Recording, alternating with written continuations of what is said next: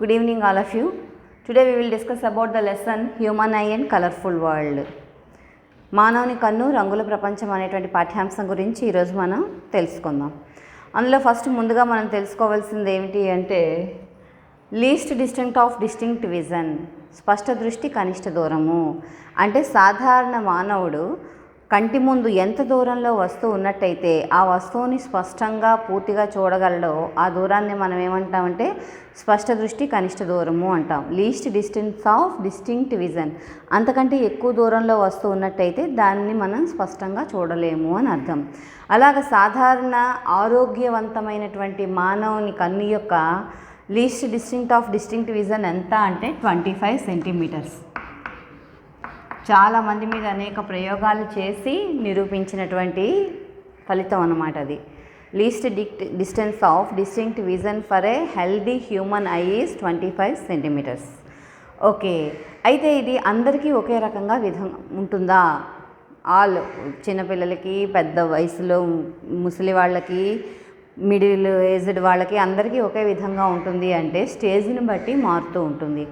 అదే చిన్నపిల్లల యొక్క కళ్ళ యొక్క కండరాలు చాలా బలంగా ఉండి తీక్షణతను తట్టుకునే శక్తిని కలిగి ఉంటాయి కాబట్టి వాళ్ళకి సుమారు 7 to 8 సెంటీమీటర్స్ ఉంటుంది.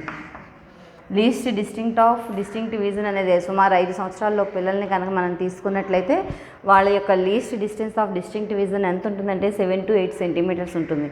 అందుకే చిన్నపిల్లలు ఎవరైనా ఏ వస్తువు చూసినా కంటికి దగ్గరగా పెట్టుకొని చూడడం అనేది జరుగుతుంది వాళ్ళు జాగ్రత్తగా గమనించినట్లయితే. అదే వృద్ధాప్యంలో 60 ఏళ్ళు పైబడిన వాళ్ళని కనుక గమనించినట్లయితే వాళ్ళ యొక్క కండరాలు బలహీన పడిపోయి వాళ్ళు ఎక్కువగా గుర్తించలేనట్టు దగ్గరగా ఉన్న వస్తువుని గుర్తించే సామర్థ్యాన్ని కోల్పోతారు. సుమారు వాళ్ళకు కనుక తీసుకున్నట్లయితే 1 మీటర్ నుంచి 2 మీటర్స్ వరకు కూడా ఉండొచ్చు, లేదా అంతకంటే ఎక్కువ కూడా ఉండొచ్చు. 1 మీటర్ నుంచి 2 మీటర్ లేదా అంతకంటే ఎక్కువ దూరమైనా ఉంటుందన్నమాట. అంటే వాళ్ళు దగ్గరగా ఉండేటువంటి వస్తువుల్ని చూడలేరు, స్పష్టంగా చూడలేరు. ఆరోగ్యవంతమైన మానవుని కనుక మనం గమనించినట్లయితే అంటే ఓల్డ్ ఏజ్ కాదు, అలానే ఇన్ఫాంట్స్ చైల్డ్ చిన్నపిల్లలు కాకుండా మధ్యలో వారిని అనేక మంది మీద ప్రయోగాలు చేసి వాటి యొక్క ఫలితాన్ని సాధారణ యావరేజ్ని కనుక తీసుకున్నట్లయితే ఆరోగ్యవంతమైన మానవుని యొక్క కంటి యొక్క స్పష్ట దృష్టి కనిష్ట దూరం ఎంత అంటే 25 సెంటీమీటర్స్. ఓకే, నెక్స్ట్ అలాగే కంటి యాంగిల్. ఇప్పుడు మనం ఎదురుగా చూస్తున్నాము అంటే మన పక్కన వెళ్ళేటువంటి మనుషులు కానీ, పక్కన జరిగే సంఘటనలు కానీ, కదిలే వస్తువులు కానీ మనం దృష్టి అటు మరల్చకుండానే గమనించగలుగుతాం. ఐ యాంగిల్ ఎంత? మన కంటి దృష్టి సుమారు 60 degrees వరకు కూడా వస్తువు యొక్క పొడవులు కానీ ఆ చివర ఈ చివర కానీ పక్కన వెళ్ళే కానీ అన్నింటినీ గమనించవచ్చు. ఆరోగ్యం మానవునికి కలిగి ఉండేటువంటి ఈ ఐ యాంగిల్ని ఏమంటారంటే కంటి యొక్క కోణము అంటారు. దృష్టి కోణము eye angle. Eye angle for a healthy human eye is 60 degrees. ఆరోగ్యంగా ఉన్నటువంటి మానవుని యొక్క కంటి కోణం ఎంత ఉంటుంది అంటే 60 degrees ఉంటుంది. బిట్స్లో ఇది ఇంపార్టెంట్. చిన్నపిల్లల యొక్క స్పష్ట దృష్టి కనిష్ట దూరం ఎంత ఉంటుంది? 7 to 8 సెంటీమీటర్స్ ఉంటుంది. ముసలి వాళ్ళ యొక్క స్పష్ట దృష్టి కనిష్ట దూరం ఎంత ఉంటుంది? 1 మీటర్ నుంచి 2 మీటర్ల దూరం వరకు ఉంటుంది. అదేవిధంగా ఆరోగ్యవంతమైనటువంటి మానవుని కన్ను యొక్క స్పష్ట దృష్టి కనిష్ట దూరం ఎంత? 25 సెంటీమీటర్స్. ఆరోగ్యంగా ఉన్న మానవుని కన్ను యొక్క దృష్టి కోణం ఎంత? ఐ యాంగిల్ ఎంత? 60 degrees. అలాగే మన కంటికి ఉన్నటువంటి ప్రత్యేకమైనటువంటి సామర్థ్యం ఏంటంటే అకామిడేషన్ ఆఫ్ ఐ అంటాం, సర్దుబాటు గుణము. జాగ్రత్తగా గమనించినట్లయితే మనం దగ్గరగా ఉన్న వస్తువుల్ని స్పష్టంగా చూడగలం, అలాగే కొంచెం బాగా దూరంలో ఉన్న వస్తువుల్ని కూడా స్పష్టంగా చూడగలం. దూరంగా ఉన్నప్పుడు ఏమవుతుంది? మన కంటి కండరాలు ఎక్కువగా ఒత్తిడికి గురవ్వవు, రిలాక్స్డ్గా ఉంటాయి. అందువల్ల దాని యొక్క కటక యొక్క నాభ్యంతరం ఏమవుతుంది? తగ్గుతుంది. అదే దగ్గరగా ఉన్న వస్తువును చూడాలి అంటే మన కంటి మీద ఒత్తిడి పెరుగుతుంది, అప్పుడు నాభ్యంతరం పెరుగుతుంది. అయితే కన్ను తనకు తానుగానే ఈ సర్దుబాటు గుణాన్ని కలిగి ఉంటుంది. సర్దుబాటు సామర్థ్యం అంటారు దీన్నే, సర్దుబాటు సామర్థ్యం అంటారు. I adjust it's focal length based on the distance it self. This is called accommodation of I. Accommodation సర్దుబాటు సామర్థ్యాన్ని కలిగి ఉంటుంది. Accommodation of eye lens. మన కంటిలో కూడా కటకం ఉంటుంది. ఆ కటకం తనకు తానుగా ఫోకల్ లెంత్ని మార్చడం ద్వారా, రేడియస్ ఆఫ్ కర్వేచర్ని మార్చడం ద్వారా మనకి దూరంలో ఉన్న వస్తువులు కూడా స్పష్టంగా కనపడే విధంగా చేస్తుంది. ఇక్కడ focal length radius of curvature గురించి ఎందుకు మాట్లాడుకుంటున్నాం, ఇమేజ్ డిస్టెన్స్ గురించి ఎందుకు మాట్లాడటం లేదు అంటే కంటికి సంబంధించినంత వరకు image distance v is constant. ఎందుకు, ఎప్పుడు కూడా మన కంటి నిర్మాణాన్ని చూసుకున్నట్లయితే ఇక్కడ ఐ లెన్స్ ఉంటాయి, ఐ బాల్ ఇదంతా కూడాను, ఇక్కడ రెటీనా ఉంటుంది. సో కంటి మీద పడిన ఏదైనా దాని యొక్క ఇమేజ్ ఎక్కడ ఏర్పడుతుంది, మనకి రెటీనా మీదే ఏర్పడుతుంది. ఇది రెటీనా తీసుకున్నట్లయితే రెటీనా మీదే ఏర్పడుతుంది. సో ఐ లెన్స్ నుంచి రెటీనాకు మధ్య గల దూరమే మనకి వి ఇమేజ్ డిస్టెన్స్. ఇది కాన్స్టెంట్, కంటికి మారిపోదు, వి మారదు. కాబట్టి మనకి ఫోకల్ లెంత్ మారాలంటే ఏంటి మారాలి, రేడియస్ ఆఫ్ కర్వేచర్ మారాలి. రేడియస్ ఆఫ్ కర్వేచర్ని మార్చడం ద్వారా, ఫోకల్ లెంత్ని మార్చడం ద్వారా, లేదా ఆబ్జెక్ట్ డిస్టెన్స్ దగ్గరగా ఉందా దూరంగా ఉందా యూ విలువ మార్చడం ద్వారానే మాత్రమే మనకి వస్తువు స్పష్టంగా కనబడేలా చేయగలం. అంతేగాని ఇమేజ్ డిస్టెన్స్ అనేది ఫిక్స్డ్, మారదు, స్థిరంగా ఉంటుంది. సాధారణంగా హెల్దీగా ఉన్నటువంటి మానవునికి ఈ వి అనేది డిస్టెన్స్ ఎంతవరకు ఉంటుందంటే 2.5 సెంటీమీటర్స్ నుంచి 2.27 సెంటీమీటర్స్. మినిమం 2.27, మ్యాక్సిమం 2.5 సెంటీమీటర్స్ ఉంటుంది. ఈ వాల్యూస్ ఎలా వచ్చాయో ఒకసారి చూద్దాం.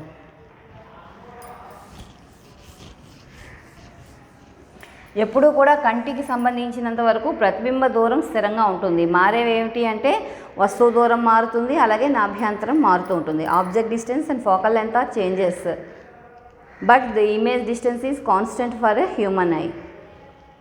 చూడండి, focal length of the eye. For suppose మీరు ఎక్కడున్న వస్తువును చూస్తున్నారు, అనంత దూరంలో ఉన్నటువంటి వస్తువును చూస్తున్నారు అనుకుందాం. అప్పుడు యూ ఈజ్ ఈక్వల్ టు ఏమవుతుంది, ఇన్ఫినిటీ.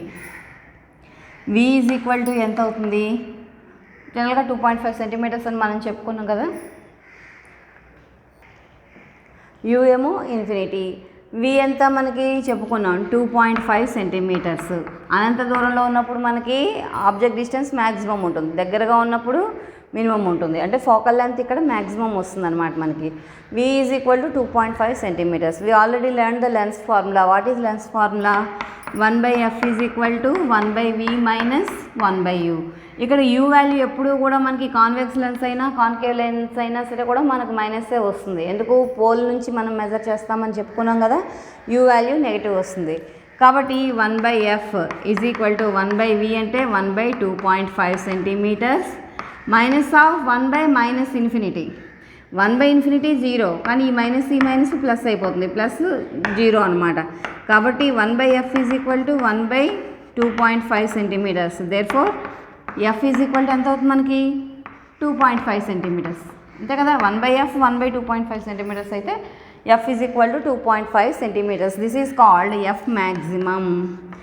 ఎఫ్ వాల్యూ మ్యాక్సిమం ఎక్కడ ఉంటుంది మనకి, అనంత దూరంలో దూరంగా ఉన్నటువంటి వస్తువును చూసిన సందర్భంలో మనకి కంటి కటకం యొక్క నాభ్యంతరం గరిష్ట విలువను కలిగి ఉంటుంది. The focal length of the eye lens is maximum when the object is far distance or in infinite distance. ఇదే విధంగా ఒకవేళ ఆబ్జెక్ట్ కనుక స్పష్ట దృష్టి కనిష్ట దూరం దగ్గర పెట్టామనుకుందాం, then u is equal to minus, u value minus వస్తుంది కాబట్టి 25 centimetres. U is equal to 25 centimetres. V is equal to 2.5 centimetres. F minimum ఎప్పుడైతే ఈజ్ ఈక్వల్ టు ఎంత క్యాలిక్యులేట్ చేయాలి మనం. వస్తువు స్పష్ట దృష్టి కనిష్ట దూరంలో ఉన్నప్పుడు మనకి కనిష్ట నాభ్యంతరం ఉంటుంది. వస్తువు అనంత దూరంలో ఉన్నప్పుడు మనకి గరిష్ట నాభ్యంతరం ఉంటుంది. గరిష్ట నాభ్యంతరం మనకి ఎంత వచ్చింది, 2.5 సెంటీమీటర్స్ వచ్చింది. ఇప్పుడు కనిష్ట నాభ్యంతరం f minimum is equal to ఎంత వస్తుంది చూడండి, 1/f is equal to 1/v minus 1/u. So 1/f is equal to 1/v అంటే ఎంత, 1/2.5 మైనస్ 1/-25. ఎందుకంటే యూ వాల్యూ మనకు మైనస్ వస్తుంది. ఎప్పుడు కూడా పోల్ నుంచి తీసుకుంటాము, పోల్కి ఆపోజిట్ డైరెక్షన్లో ఆబ్జెక్ట్ ఉంది కాబట్టి నెగిటివే వస్తుంది అది. So 1/f is equal to 1/2.5 plus 1/25. దీన్ని కనుక మనం సింప్లిఫై చేసినట్లయితే ఎఫ్ మినిమం వాల్యూ ఎంత వస్తుంది అంటే that is equal to 2.27 centimetres.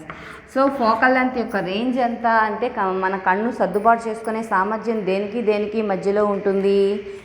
F is equal to 2.27 centimetre, అలాగే f is equal to 2.5 centimetre.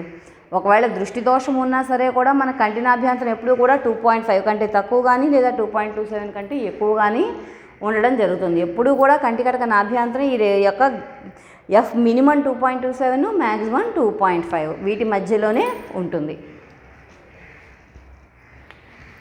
Next అయితే వీటికి మధ్యలో ఉంచినప్పుడు కొన్ని సందర్భాల్లో మనం దగ్గర వస్తువుల్ని చూడగలము, దూర వస్తువుల్ని చూడలేము. కొంతమందికి కంటి కలిగేటువంటి దృష్టి దోషాలు ఏంటి, దగ్గర బాగా కనిపిస్తాయి, దూరంగా ఉన్నవి కనిపించవు. అలాగే ఇంకొంతమందిని చూసినట్లయితే దూరంగా ఉన్నవి బాగా కనిపిస్తాయి కానీ దగ్గరగా ఉన్నవి కనిపించవు. దూరంగా వచ్చి బస్సు నెంబర్ని చెప్పగలుగుతారు కానీ అదే బస్సు దగ్గరకు వచ్చినప్పుడు గుర్తించలేరు. ఇలాగా కంటికి కలిగేటువంటి ఈ దోషాలనే మనం ఏమంటామంటే దృష్టి దోషాలు అంటాం. ప్రధానంగా మనం ఈరోజు 3 దోషాల గురించి చర్చించుకుంటాం. ఒకటోది ఏంటి అంటే myopia, second one hypermetropia,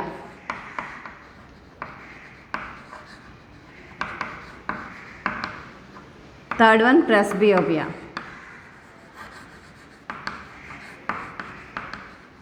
myopia, hypermetropia and presbyopia. Myopia అంటే ఏంటి అంటే హ్రస్వ దృష్టి. హ్రస్వ అంటే దగ్గర అని, షార్ట్ సైట్ అంటే దగ్గరగా ఉన్నవి కనిపిస్తాయి అని అర్థం, దూరంగా ఉన్నవి కనిపించవు. మయోపియా అంటే ఏంటంటే మనకి దగ్గరగా ఉన్న వస్తువులు కనిపిస్తాయి కానీ దూరంగా ఉండేటువంటి వస్తువులు కనిపించవు. అంటే అర్థం ఏంటి, దగ్గరవి కనిపిస్తాయి దూరంవి కనిపించవు అంటే యాక్చువల్గా కంటి కటకం మీద పడినటువంటి వస్తువు యొక్క ప్రతిబింబం ఎక్కడ పడాలి, మనకి రెటీనా మీద పడాలి.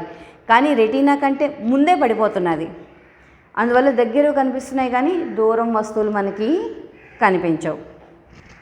సో దాన్ని మనం రెక్టిఫై చేసుకోవాలి అంటే ఏం చేయాలి, మయోపియాని కానీ హైపర్మెట్రోపియా కానీ ఇటువంటి వాటిని రెక్టిఫై చేసుకోవాలి అంటే మనం కటకాలను ఉపయోగించాలి. ప్రీవియస్ లెసన్లో మనం కటకాలను గురించి తెలుసుకున్నాం కదా.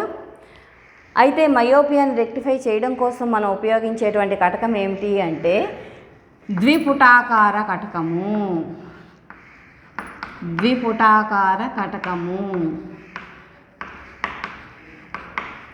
We will use biconcave lens to rectify the eye defect of myopia.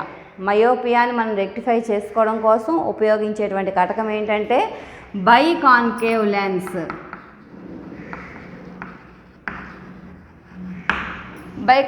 Lens. ఎప్పుడైతే మనం బైకాన్కేవ్ లెన్స్ ఉపయోగించామో multiple refraction takes place and the image will be formed on retina only. కంటి ముందు మనం బైకాన్కేవ్ లెన్స్ పెట్టుకోవడం వల్ల చూడండి అక్కడ 4 సార్లు మనకి రిఫ్రాక్షన్ జరుగుతుంది. ఫస్ట్ సర్ఫేస్ ఒకటి, సెకండ్ సర్ఫేస్ ఒకటి,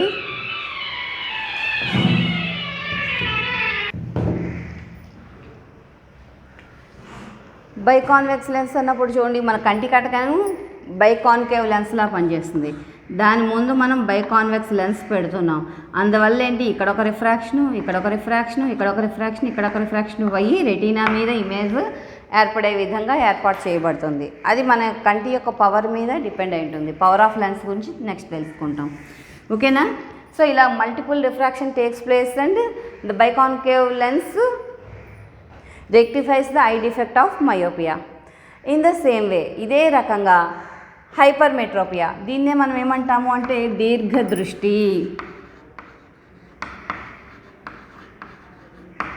హైపర్మెట్రోపియా అంటే ఏంటంటే దీర్ఘదృష్టి. అంటే ఏంటి, మయోపియాలో ఏమవుతోంది, మన కంటి రెటీనా కంటే ముందే మనకి లైట్ రేస్ అన్నీ కన్వర్జ్ అయిపోయి ఇమేజ్ ఏర్పడిపోతుంది. హైపర్మెట్రోపియా అయితే రెటీనా మీద కాకుండా రెటీనాకు వెనుకని ఈ లైట్ రేస్ అన్నీ కూడా కన్వర్జ్ అవుతున్నాయి. అంటే ఏమవుతుంది, రెటీనా వెనుక ప్రతిబింబం ఏర్పడుతుంది కాబట్టి మనం స్పష్టంగా వస్తువుని చూడలేము, దూరంగా ఉండేటువంటి వస్తువుని స్పష్టంగా చూడలేము. ఆ దోషాన్ని మనం ఏమంటాము అంటే దీర్ఘదృష్టి. దూరంగా ఉన్నవి కనిపిస్తాయి, దగ్గరగా ఉన్నవి కనిపించవు. ఈ దగ్గరగా ఉన్న వస్తువు యొక్క ఇమేజ్ ఎక్కడ, రెటీనాకి వెనుక ఏర్పడుతుంది. అందువల్ల మనం ఏమిటి, దగ్గరగా ఉన్న వస్తువుల్ని స్పష్టంగా చూడలేం. ఈ దోషాన్ని మనం ఏమంటాం, దీర్ఘదృష్టి లేదా హైపర్మెట్రోపియా అని చెప్పేసి చెప్పుకుంటాం. The image will be formed beyond the retina. So we cannot see clearly the object which is kept near in front of our eye. మన కంటి ముందు పెట్టినటువంటి వస్తువుని స్పష్టంగా మనము చూడలేము హైపర్మెట్రోపియా ప్రాబ్లం ఉన్నప్పుడు. To rectify the problem we use biconcave lens.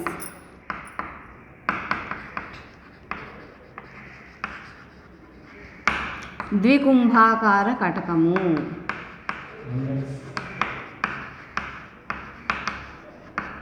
To rectify the problem we will use biconvex lens. To rectify this problem we use biconvex lens ద్వికుంభాకార కటకము. హైపర్మెట్రియోపియా ప్రాబ్లమ్ని కనుక మనం రెక్టిఫై చేయాలి అంటే ఉపయోగించాల్సింది ఏంటి? Biconvex lens. దాన్ని ద్వికుంభాకార కటకం అంటాం. ఇక్కడ కూడా మల్టిపుల్ రిఫ్రాక్షన్స్ జరిగి ఇమేజ్ అనేది రెటీనా మీద ఏర్పడేలా చేస్తుంది బైకాన్వెక్స్ లెన్స్ కూడా. Next presbyopia. ఇది సాధారణంగా 45-50 సంవత్సరాల వయసు దాటిన తరువాత కండరాల యొక్క బలహీనతల వలన మనకి ఏర్పడుతుంది అన్నమాట ఈ ప్రెస్బియోపియా అనేది. దీన్నే చత్వారం అంటాం, తెలుగులో చత్వారం అంటాం. దీంట్లో వచ్చింది ఇదేంటంటే దూరంగా ఉన్నవి స్పష్టంగా కనిపించవు, దగ్గరగా ఉన్నవి స్పష్టంగా కనిపించవు. కాబట్టి మనం దీన్ని నివారణకు ఉపయోగించేటట్టు rectify this problem we have to use bifocal lens. అంటే ఏంటి? కుంభాకార కటకము వాడాలి, పుటాకార కటకము వాడాలి. సాధారణంగా మనం ఏదైనా దూరపు వస్తువుని చూడాలనుకోండి, ఎలా చూస్తాం? దూరంగా ఉండేది కళ్ళు పైకి పెట్టి చూస్తాం. దూరంవి బాగా కనిపించాలంటే మనం ఉపయోగించాల్సినటువంటి లెన్స్ ఏంటి? Concave lens. అదే దగ్గర వస్తువుని చూసేటప్పుడు ఏం చేస్తాం? కళ్ళు కిందకు పెట్టి చూస్తాం మనం, అవునా కదా? దగ్గర బాగా కనిపించాలంటే మనం ఉపయోగించవలసినటువంటి లెన్స్ ఏంటి? Convex lens. కాబట్టి కాన్కేవ్, కాన్వెక్స్ రెండింటినీ కూడా ఉపయోగిస్తాం అన్నమాట. ఇవి ఉపయోగించే దాంట్లో పైవైపు కాన్కేవ్ లెన్స్ ఉపయోగిస్తాం. దూరపు వస్తువు చూడడానికి ఈ కాన్కేవ్ లెన్స్ ఉపయోగపడతాయి. అలాగే కింది వైపు దగ్గర వస్తువులు చూడడం కోసం కింది వైపు ఏంటి ఉంటుందంటే మనకి కాన్వెక్స్ లెన్స్ ఉంటుంది. ఈ రెండింటినీ కూడా ఒకే లెన్స్లో ఏర్పాటు చేస్తారు. ప్రోగ్రెసివ్ లెన్స్ ద్వారా ఇప్పుడు చేస్తారు. ఇంతకు మునుపు అయితే రెండు సపరేట్గా ఉండి వాటిని యాడ్ చేయడం కూడా జరిగేది. ఈ కాన్కేవ్ లెన్స్, కాన్వెక్స్ లెన్స్ రెండింటినీ కలిపి చేసిన వాటిని ఏమంటామంటే బైఫోకల్ లెన్స్.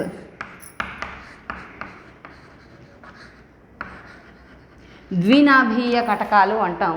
బైఫోకల్ లెన్స్ అంటే ద్వినాభీయ కటకాలు అంటే ఏంటి? అటు పుటాకార కటకం ఉంటుంది, పైవైపు పుటాకార కటకం ఉంటుంది, కింది వైపు కుంభాకార కటకం ఉంటుంది. అది కూడా బిట్టే. పైన ఏ కటకం ఉంటుంది అని అడుగుతారు. సో కాబట్టి ఎక్కడ ఏది ఉంటుందో కూడా మనకు ఖచ్చితంగా తెలియాలి. ఇచ్చినటువంటి బైఫోకల్ లెన్స్లో పైవైపు మనకి కాన్కేవ్ లెన్స్ ఉంటుంది, కింది వైపు కాన్వెక్స్ లెన్స్ ఉంటుంది. పైవైపు పుటాకార కటకం ఉంటుంది, కింది వైపు మనకి కుంభాకార కటకం ఉంటుంది. నెక్స్ట్ పవర్ ఆఫ్ లెన్స్ అంటే ఏంటి? కటక సామర్థ్యము. ఇప్పుడు దోషం ఉంది అని తెలుసు మనకి. అయితే ఎంత దోషం ఉంది? అందరికీ ఒకే రకమైనటువంటి కంటి కటకాలు ఇస్తామా? దోషానికి తగినట్టుగా మనం కటకాన్ని ఇవ్వడం అనేది జరుగుతుంది. ఆ దోషం మనకి ఎంత తీవ్రతలో ఉందో తెలియజేసేదే మనకేంటి అంటే కటక సామర్థ్యం, పవర్ ఆఫ్ లెన్స్ అంటాం. పవర్ ఆఫ్ లెన్స్ ఫార్ములా ఏంటంటే power is equal to 1/f in metres. మీటర్స్లో అయితే 1/f, అదే సెంటీమీటర్స్లో ఇక్కడ ఎఫ్ని మీటర్స్లో అనమాట. That is equal to 100/f in centimetres. ఎఫ్ని కనుక మనం సెంటీమీటర్స్లో తీసుకున్నట్లయితే 100/f వేసుకోవాలి. ఎఫ్ని కనుక మనం మీటర్స్లో తీసుకున్నట్టయితే 1/f కింద మనం తీసుకోవాలి. ఇప్పుడు ఫర్ ఎగ్జాంపుల్ తీసుకుందాం. ఒక డాక్టరు మన పవర్ ఆఫ్ లెన్స్ యొక్క యూనిట్స్ ఏంటి అంటే డయాప్టర్స్. కంటి కటక సామర్థ్యం ఉంది కదా, కటక సామర్థ్యానికి యూనిట్స్ ఏంటి అంటే మనకి డయాప్టర్స్ అనమాట. డీలతో సూచిస్తాం, క్యాపిటల్ డీతో సూచిస్తాం. ఇప్పుడు ఒక డాక్టరు కంటి దోషం ఉన్నటువంటి ఒక వ్యక్తికి 2 డయాప్టర్స్ లెన్స్ వాడమని ఇచ్చారు. సో అతని యొక్క కటక నాభ్యంతరం ఎంత? కంటి కటకం అతని కంటికి తయారు చేయాల్సినటువంటి కటకం యొక్క ఫోకల్ లెంత్ ఎంత ఉండాలి? 2 డయాప్టర్స్ పవర్ని కనుక అది సాటిస్ఫై చేయాలి అంటే ఎంత నాభ్యంతరం ఉండాలి? ఫర్ ఎగ్జాంపుల్ మనకు ఆల్రెడీ ఫార్ములా తెలుసు కదా, P is equal to 1/f or 100/f. సెంటీమీటర్స్లో మనకు కావాలి 100/f. కానీ మనకి కనుక్కోవాల్సింది ఎఫ్ ఈజ్ ఈక్వల్ టు ఏమవుతుంది? 100/p అంతే కదా. That is equal to 100/2 dioptres. కాబట్టి that is equal to 50 centimeters. So the focal length of the eye given power, for the given power we have to find the focal length of the eye. That focal length of the eye is 50 centimetres. So power of lens ఇచ్చారంటే మనం focal length కనుక్కోవచ్చు, focal length ఇస్తే power of lens మనం కనుక్కోవచ్చు. Thank you.